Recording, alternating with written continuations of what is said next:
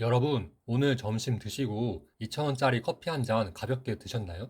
우리에겐 숨쉬듯 익숙한 이 가성비 커피가 지금 깐깐한 일본 도쿄 한복판을 그야말로 문화 충격에 빠뜨렸습니다. 한국을 넘어 전 세계로 뻗어나가는 K 저가 커피의 기막힌 반전 스토리 지금 시작합니다. 최근 일본 도쿄의 핵심 오피스 상권 토라노몬 거리에 기이한 풍경이 펼쳐졌습니다. 점심시간이 되자 정장 입은 일본 직장인들이 무언가에 홀린 듯 줄을 서기 시작했는데요. 이들이 기다린 건 맛집도 명품도 아닌 한국에서 건너온 저가 커피 브랜드 메머드 커피였습니다. 반응이 아주 재미있습니다. 커피를 받아들고는 눈이 희둥그레지는데요. 일본은 보통 100엔짜리 조그만 캔커피나 숏 사이즈를 마시는 게 국룰이거든요. 그런데 한국식은 기본이 벤티고 큰 건 1리터 가까이 되니 이름처럼 맘모스 수준으로 넣어준다 라며 문화 충격을 받는 거죠. 실제로 일본 스타벅스 벤티 사이즈 아메리카노가 565엔인데 한국 브랜드는 무려 940ml에 400엔부터 시작합니다. 양은 1.5배 많은데 가격은 훨씬 싸니 꼼꼼한 일본 직장인들 사이에서 가성비가 엄청나다며 입소문이 날 수밖에 없었죠. 물론 너무 싱겁다, 물 같다는 반응도 있습니다. 하지만 이걸 본 우리 네티즌은 일본 카페 가면 커피를 개미 똥구멍만큼 준다며 답답해했고요. 또 다른 분은 여름과 노동시간이 긴 나라에서 아이스 아메리카노는 링거를 굽는 거다 라며 이건 맛이 아니라 생존 문제라고 일침을 가했습니다. 이런 현상은 일본뿐만이 아닙니다. 몽골에서는 메가커피가 1호점 오픈 1년 만에 5호점까지 늘어났고 동남아에서도 한국 커피가 무서운 속도로 확장 중입니다. 도대체 왜 한국 커피들은 좁은 한국 땅을 떠나 해외로 눈을 돌리게 된 걸까요? 그 이유는 아주 심플합니다. 바로 한국 땅에서는 더 이상 숨쉴 구멍이 없기 때문입니다. 여러분, 대한민국이 치킨 공화국인 줄 아셨죠? 아닙니다. 이제는 카페 공화국입니다. 통계청 자료를 보면 국내 커피 전문점 수가 무려 10만 곳을 넘어섰습니다. 메가커피, 컴포즈, 백다방 같은 5대 저가 커피 브랜드 매장만 합쳐도 벌써 1만 곳이 넘습니다. 서울 광화문이나 여의도 같은 오피스 상권을 한번 가보세요. 불과 20m 남짓한 거리에 저가 커피 매장 4곳이 다닥다닥 붙어 있습니다. 심지어 같은 브랜드끼리도 경쟁합니다. 오죽하면 자영업자 커뮤니티에서 진정한 적은 같은 브랜드 매장이다 라는 자조 섞인 말까지 나올까요? 상황이 이렇다 보니 겉으로는 장사 잘 되는 것 같아도 속은 굶어 터집니다. 한 현지 카페 사장님은 월 매출 2천만 원을 찍으려면 2천원짜리 커피를 한 달에 1만 잔, 하루에 300잔 이상 팔아야 한다고 말합니다.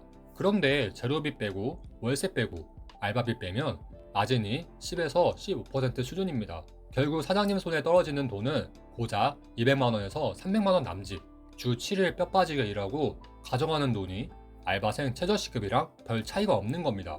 이러니 카페는 오픈하기 전이 제일 좋고 그보다 더 좋을 때는 폐업하고 팔 때다 라는 말이 농담처럼 돌고 있죠.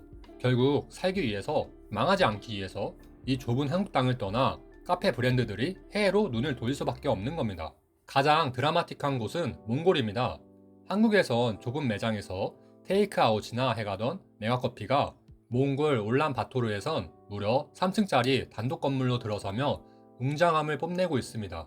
현지에선 한국식 인테리어와 감성을 즐길 수 있는 힙한 장소로 통하며 1호점 개점 1년 만에 5호점까지 낼 정도로 대박이 났죠.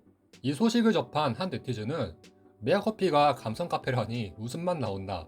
우린 그냥 싸서 먹는 건데 라며 문화 충격을 호소했고요. 동남아로 가면 상황은 더 화려합니다. 백다방은 필리핀과 싱가포르를 중심으로 18개 매장을 운영하며 K푸드 성지 대접을 받고 있고 컴포즈 커피는 BTS B를 모델로 앞세워 공략 중입니다. 특히 컴포즈 커피가 필리핀 졸리비 그룹에 인수됐다는 소식에 대해 한 네티즌은 컴포즈는 이제 필리핀 기업이다. 한국 이미지 이용해서 진출하는 거냐며 씁쓸해하기도 했지만 반대로 한국 브랜드가 그만큼 가치를 인정받은 건 아니냐는 의견도 팽팽합니다. 한국에선 치열한 경쟁에 치여 2,000원짜리 가성비 취급을 받지만 해외에선 K컬처를 입고 프리미엄으로 비상하는 우리 커피들 과연 스타벅스처럼 하나의 문화로 자리 잡을 수 있을까요? 승승장구할 것만 같은 K커피의 해외 진출. 하지만 넘어야 할 산은 분명히 있습니다. 특히 가깝고도 먼 나라 일본에서의 문화 충돌이 가장 큰 변수입니다. 전문가들은 일본 진출이 생각보다 쉽지 않을 거라고 경고합니다. 일본은 전통적으로 길거리에서 음식을 먹거나 음료를 들고 다니는 걸 예의 없다고 생각하는 보수적인 문화가 있거든요. 게다가 일본 식당에서는 점심을 먹으면 커피까지 저렴하게 세트로 나오는 문화가 자리 잡고 있어서 굳이 밥 먹고 나와서 커피를 또 사 먹는 테이크아웃 수요가 적다는 분석도 있습니다. 하지만 일본 젊은 층 사이에서는 한류 열풍과 맞물려 한국 드라마 주인공처럼 커피를 들고 다니는 게 힙한 문화로 받아들여지고 있습니다. 가랑비에 옷 젖듯이 서서히 문화가 바뀔 것이라는 말처럼 어쩌면 K커피는 단순한 음료 판매를 넘어 전 세계인의 커피 마시는 습관 자체를 바꾸고 있는지도 모릅니다. 과연 이 1리터짜리 플라스틱 컵이 스타벅스 컵처럼 전 세계 어디서나 볼 수 있는 아이콘이 될 수 있을까요? 여러분은 한국의 저가 커피가 해외에서도 논원할 수 있을 거라고 보시나요? 아니면 반짝 유행으로 끝날 거라고 보시나요? 여러분의 의견을 댓글로 남겨주세요.